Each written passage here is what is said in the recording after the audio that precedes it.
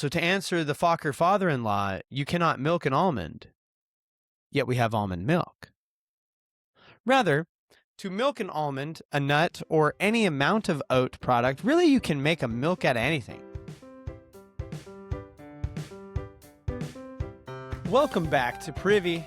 Privy is a podcast about bathrooms, recorded from my home bathroom. I'm your host, Hunter Hoover, and I love bathrooms. Welcome back, everyone. Thank you for being here, and welcome to the month of June. If you're like me, for those of us who live here in these United States, June, it kind of carries this strange looming presence in our calendar year. Not because June's bad, it's nice out, the sun's starting to be out, but then you'll still get these moments like today where it rained and you just get that smell of spring rain. It's great. Everyone's getting psyched for summer and the fun and festivities that happen therein, but there is all of a sudden this strange and unexplainable splash of color that pops up everywhere. You get on social media and then there's just like new color where there didn't used to be, and you're just driving down the road and all of a sudden people have a strange color on their front yard that they didn't used to have, and you go to the store and you just kind of feel like there's this colorful tidal wave that has washed over everything that you see. At least that's my experience. I live here in the Pacific Northwest in, I would say, Portland's backyard. Yeah, and there's color over everything. It's in people's hair. It's on their dogs. It's absolute chaos, the colors that pop up in June. Recently at the school I work at, they did a homegoing week a couple weeks back, and they decorated the hallways, and most of them did a pretty good job. Like, fantastic showing. And one of the hallways was just straight up Trolls themed. And the way that they leaned into that theme was by just making the whole thing just like outrightly colorful, if you will. And then I'm just saying, if that hallway had existed just a couple weeks later into our calendar, it would have fit in perfectly, all those colors, with what so many have come to associate with the month of June. And it's really unfortunate. Because that's not what June's about. I don't know what June's about, but it's not about that. We don't need silly celebrations for things that people think and feel. It doesn't make a lot of sense. It's sad and frankly silly. And most of the time when you're trying to make a month or a recognition out of something, it's to raise awareness or like raise money. But like, people are pretty aware. And so I think it's really just a celebration. But like, if other people force their celebrations onto someone, then like that's wrong. But like if other people force their celebrations onto people, like usually that's not like celebrated or whatever. I don't know. It's strange. June seems to be the exception wherein we force very color themed celebrations onto groups of people that just don't really care that much. And I thought about this, and there was this temptation to sit back and complain like some brown-coated fuddy-duddy about how people choose to celebrate things, and that's fine, but then like if they want to force all that stuff on other people, it's really stupid. Or I can try to shift the focus onto something that I believe is even more worthwhile and maybe is a good thing to try to win back the month of June in many ways. Little did I know when I set out working on programming for the month of June here on the Privycast podcast about bathrooms that I was going to land myself in an absolute gold mine, an absolute brown pile of June-themed goodies. Because it turns out the month of June, all along, we just never knew it.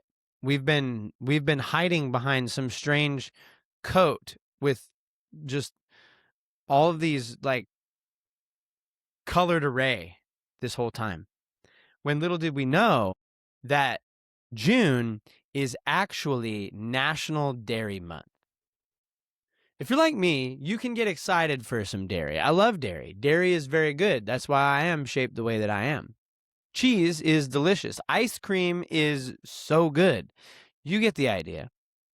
And it makes me wonder, how did I, an unashamed bathroom and dairy enthusiast, not know that the month of June is National Dairy Month? Because unlike the rainbow-encrusted counterpart that people would try to force down everybody's neck during the month, National Dairy Month has actually been around a long time. There's a actual significant amount of history behind it. One thing's for sure, cows produce milk. And they've been producing milk pretty much as long as they've been cows. They've for sure been producing milk in America since before America was America. And while cows were brought to the American continent as early as Christopher Columbus's second expeditionary voyage, they were not introduced to parts of the continent that would be the United States until sometime in the 1600s. There is record of cows in the Jamestown colonies. This is usually by ways of the reference to a local dairy farmer. The cows aren't mentioned as specific as the local dairy farmer is. It was 1624 when this was written, and the first cows were recognized as being brought to this new world. This was in the Plymouth colony, and it was noted by Edward Winslow, who had 3 heifers and a bull. The makings of a ranch, if you will. In turn, he would have generational cows and cattle. Most of these were for personal and or local use. Many people would benefit from a local dairyman. If you have cows will sell milk or give milk, depending on how people are doing. But most of these cows went to supply for Edward Winslow and his family's personal use, as well as local people could buy and trade Winslow for dairy products nearby where they live. It's a source of income, as well as nutrients as they began a new life in the Americas.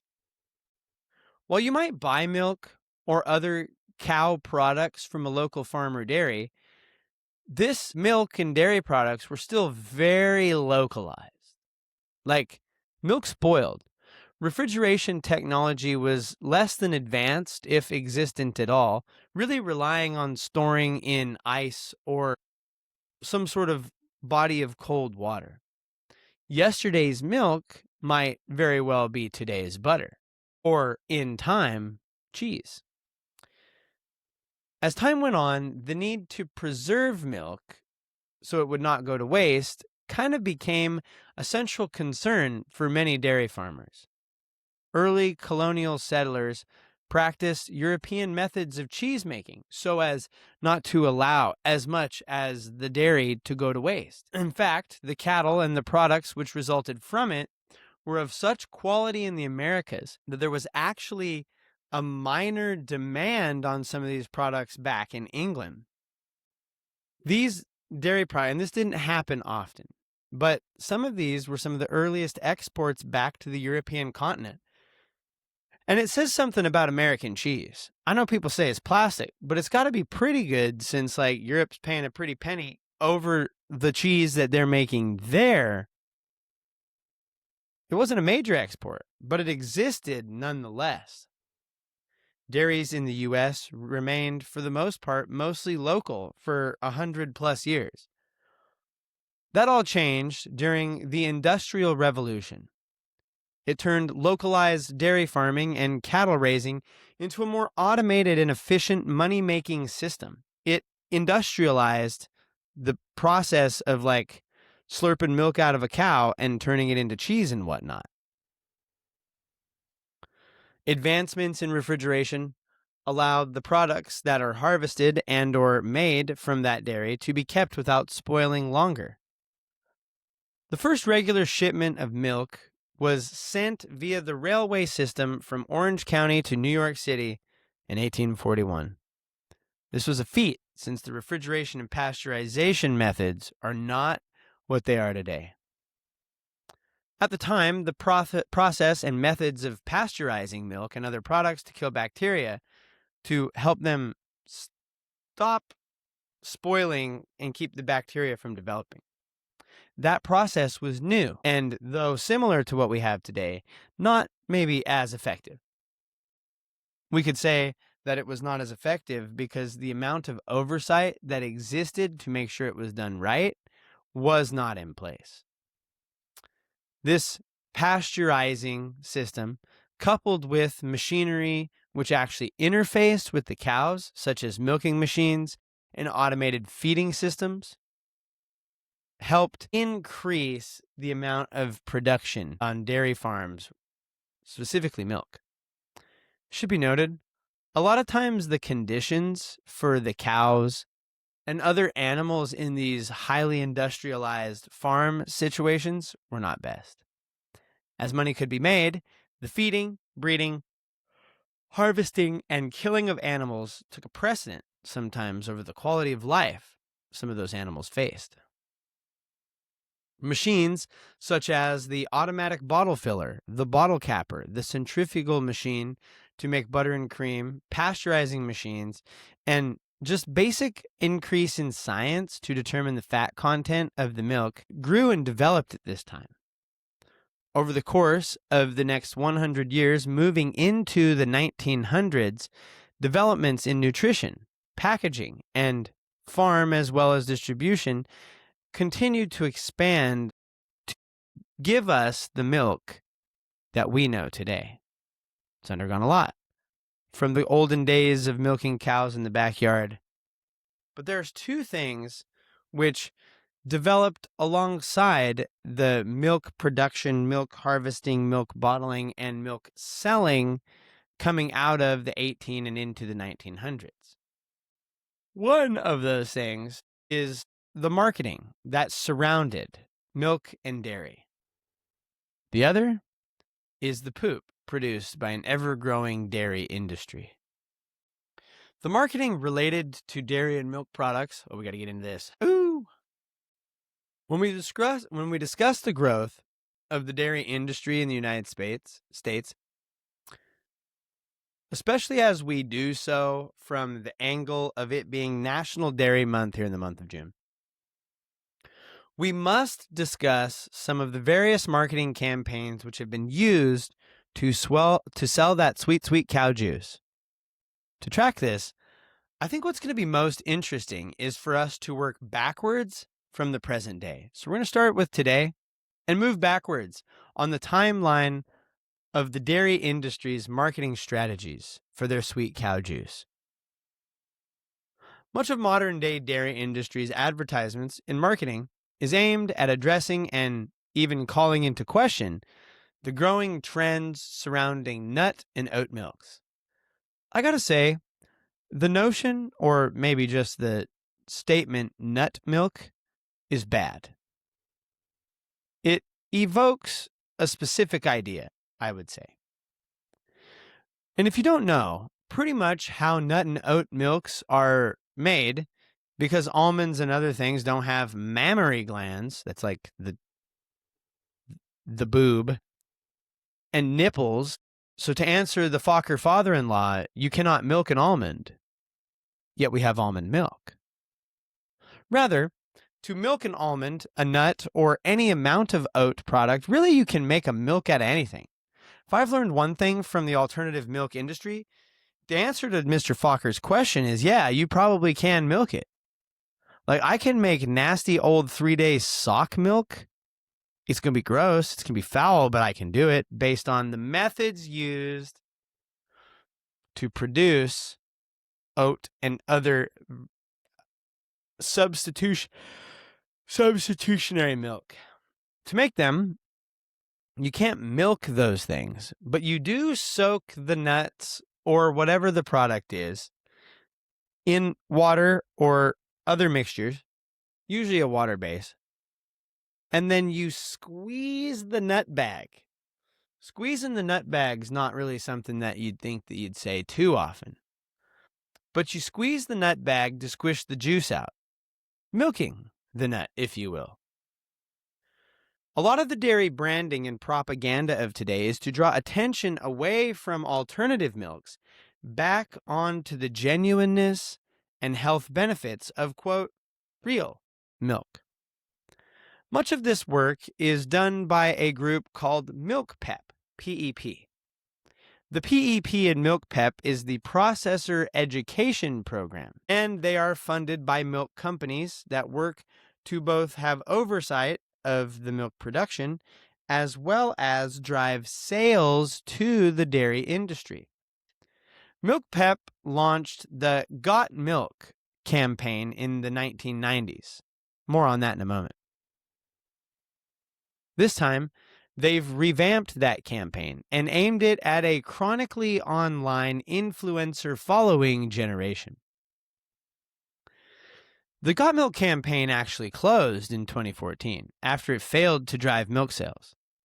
The 20-year-long campaign, still run by Milk Pep, was most known for the milk-mustached celebrities asking if you had got milk.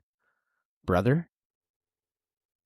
I saw it saw declines and changes of opinion related to health. Like, yeah, famous movie stars and whatever are drinking lots of milk, but like, what's the health benefits? Like, maybe it'll make me cooler, but it does seem to make my tummy explode. So, like, what's up with that? And so, people began to choose those nut, soy, and oat milk alternatives along with diet and low sugar sodas. From 2014 to 2019, in the interim, they switched from the Got Milk campaign to the Milk Life campaign, which was supposed to help milk seem real milk, quote unquote, not squishy nut milk, seem like a healthy option to consumers. In fact, this current Milk Pep has been in place since the 1990s and has been influential in steering the dairy market and marketing around selling milk. Prior to the PEP, the National Dairy Board played a role in directing the marketing of milk and dairy in the United States.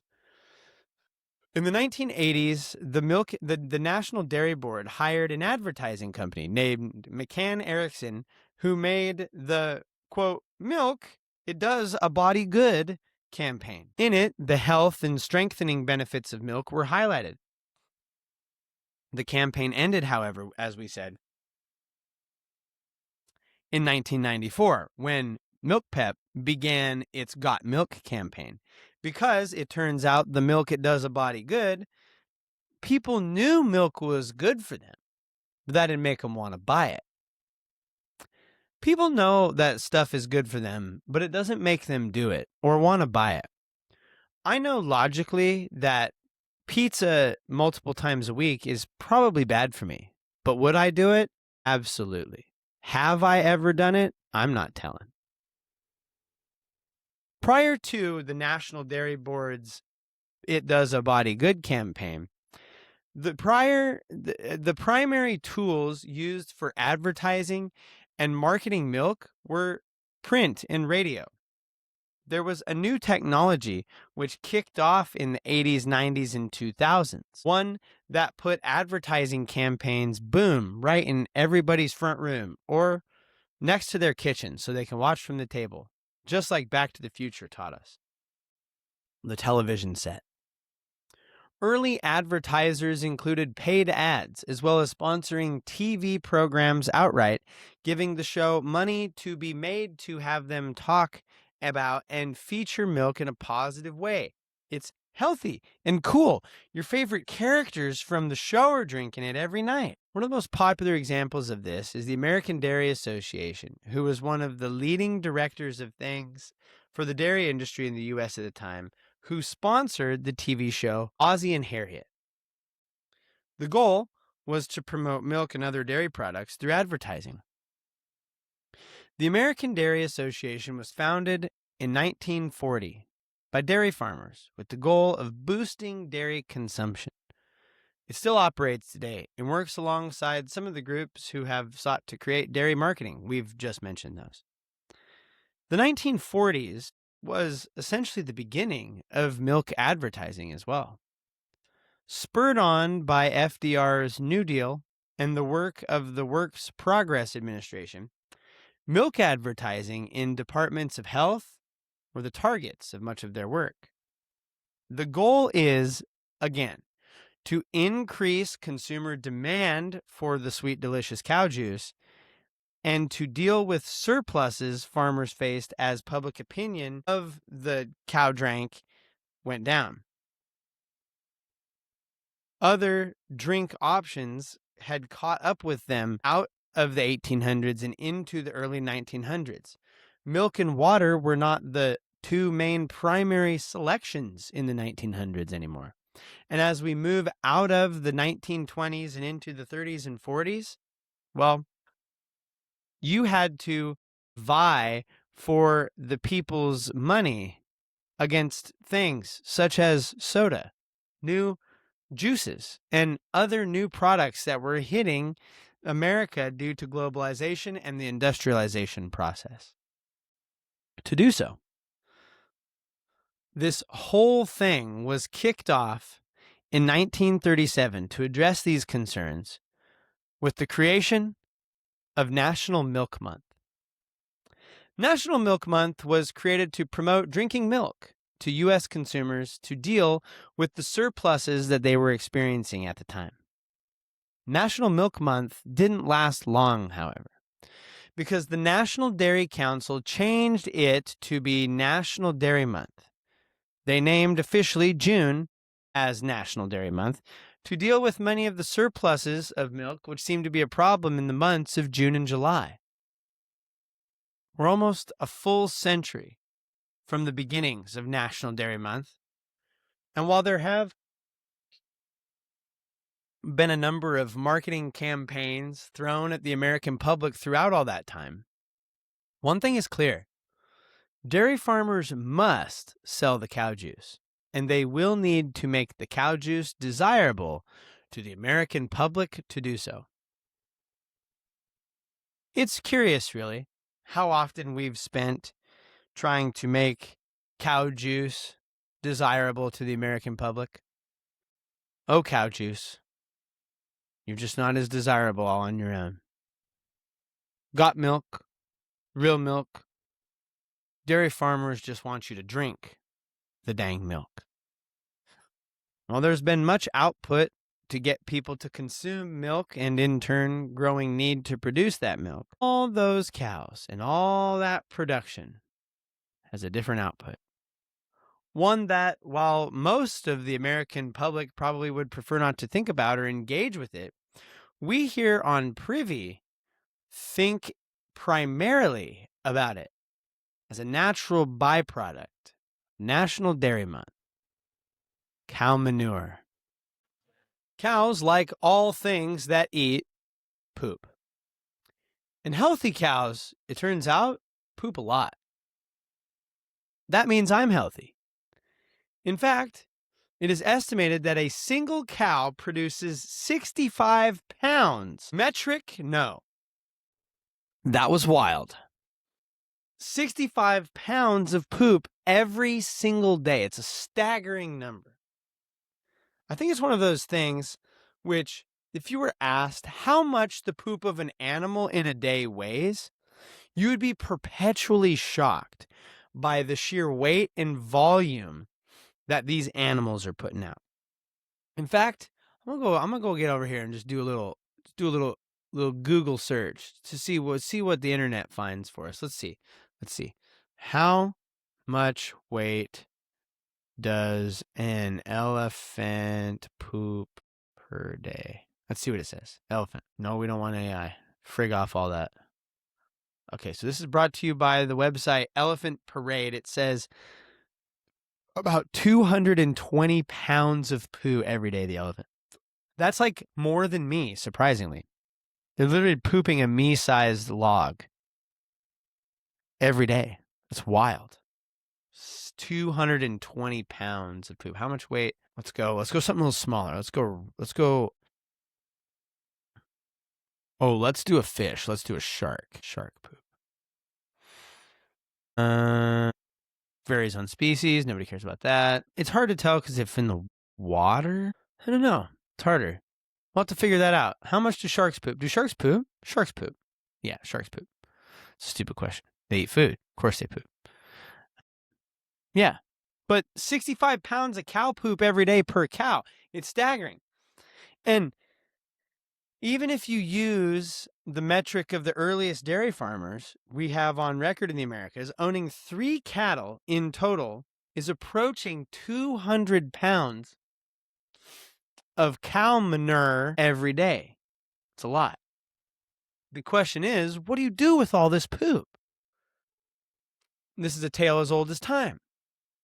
When we've talked about, pretty much any time we've talked about what we do with our skeet, the question is, what do we do with poop when it's out of the body is like one of the chief concerns of man. When we had Mr. Troy Hale on talking about his documentaries, it was a chief question raised by his documentary. Like, what do we do with all this poo? Talked about fertilizer a year ago or so, and it came as no shocker to anyone to hear that the relationship between fertilizer and poop is, for much of the history of the world, a complete Venn diagram circle overlap. Poo is fertilizer. Cow poop would be spread on local fields and pasture lands because it's good for the plants, and the cows eat the plants. And I can hear the Lion King song being keyed up in the "It's the circle of life." Okay. But in tough times, people would often resort times are tough. I ain't got as many Minecraft chopped trees to go around. They would actually burn cow poop for fuel. When dried, it actually does an okay job as a fire starter. It's a stinky fire starter, but it's a fire starter nonetheless. As the dairy farms became more industrialized and had higher productions, they got more cows be eating, more cows be pooping. Coming out of the age, there was a higher demand for milk. See the aforementioned marketing. All that commercializing the dairy industry served to produce a commercialized amount of cow crap. So where are they going to put it? Simply trying to reuse the manure as fertilizer by spreading it on local farms is no longer feasible. There's not enough farmland. There's not enough local pasture land. You're going to be up to your neck in cow skeet. You're not going to be able to move the cow poop fast enough. And so often what they did in this industrialized time is they just left it. They cut their losses and they left it hoping for the best. And when it comes to poop, leaving it and hoping for the best is never the best. If you shaz in a toilet, universally true, all humans or whatever is out there, happy June. If you drop a scat royale in a toilet, don't leave it. Leaving it is never the correct answer. It must be dealt with. You cannot leave poop undealt with. It's just a bad thing. But they thought, well, we'll just leave this. It'll be cost effective.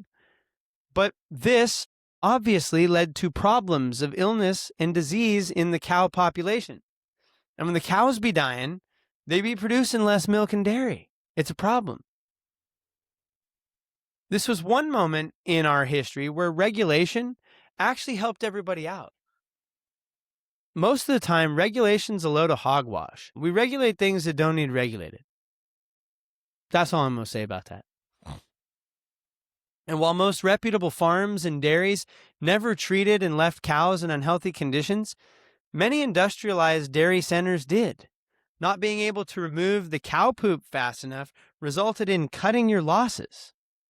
In time, developments in technology helped the cleanliness of these large-scale dairies and the efficiency of the fertilizing aspects of the manure produced. Much of the manure in these later developed and industrialized farms operates on a system of making what I like to call a cow turd slurry. water is added to the mix, and it washes out from where the cows are to be manipulated for further use. First, there became a growing market for fertilizers. This caused research and development and most efficient composting, mixing the manure with other plant material for maximum effect. Turns out, these dairy cows and these dairy farms found a second source of maximized income. A natural product that was there all along. With these new large-scale farms and industrialized farms, cow poop is washed into a closed-loop anaerobic tank where the organic material, that's poop, is broken down. This produces methane gas, which is captured and used to produce electricity or heat, often to be used directly by the farm or facility to power its day-to-day functions. No part goes to waste.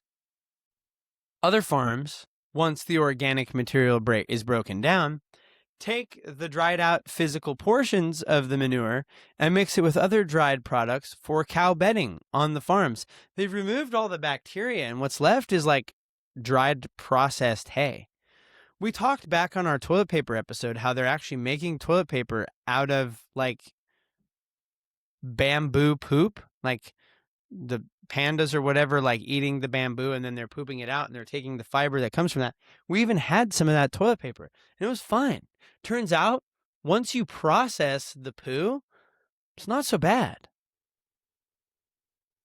Take that dried physical portions of the manure and mix it with other products to be used on the farm. The liquid portions of the cow poo slurry are filtered to a degree and used to water crops. Depending on the scale and scope of the farm, it directly impacts the amount of access they have to the tools of the trade for harnessing the power, not only of the dairy cow's beautiful milk juice, but of the poo that is produced by their butthole. Mega dairies, which when I hear, all I can think of is mega churches, mega dairies have systems which break down the manure at a chemical level and resaturate the soil through the nutrients they retrieve from the broken down cow poo. That's science to say there's very good rocks in the cow poo. And if we do enough science to the cow poo, we can get the good rocks out of it for the dirt. Sometimes they can't use it as quick as they need. Manure pits will be dug to store large amounts of manure. I like the idea of a manure pit. Mostly, I like the thought of someone accidentally falling into it or like driving a car into a manure pit. It's funny. It's very good. I think that might be possibly where the turn of phrase crap hole comes from. Maybe. It's hard to tell. Thank you so much for listening to another episode of Privy. Thank you for celebrating National Dairy Month with us. Check us next time as we continue to talk about another facet of the dairy industry as it relates to the bathroom. We've got Privy merch. You can check it out. There's a link in the description, and you can find it at privy-cast.com/store. We have some new freedom-themed 4th of July anticipated Pooping in the Free World t-shirts for you and your kids. You can go see those on there. Order them. They should get there in time for your 4th of July celebrations. Thank you so much for supporting the show in that way. You can also support the show by leaving us a rating and review. The 5-star options are preferred, and any ratings and review you leave will donate some money to Wounded Warriors and Living Water International. As a reminder to keep pooping in the free world, that free world was not always free, and in pursuit of cleaner water for all. Not everybody has it, but everybody should. I will say we're up to just 18 ratings on Apple Podcasts, which is not nothing. Please go leave those ratings. It helps people find it. And we're going to continue to, as they are left, read out different ratings and things that are left on the show. You can leave us a written review and we'll bump that up. Helps everyone find the show. Thank you so much for listening. You can follow us on social media at Privycast. You can follow me. I'm at Owlet7. Go check out what we got going on over there. Follow the Facebook group, the Little Stinkers Facebook group. It's got a new logo. He's pretty fun. And join the Little Stinkers over there. Share the show with a friend. Do all those things. Thank you to Kevin and Poddington for the use of your music this week. You can find links to all the music that we used in the ding dong down below. This brings us to the end of another episode of Privy. Keep pooping in the free world. Own your stank. Make sure you slurp down a big fat milkshake for National Dairy Month. And now, as always, don't forget to flush.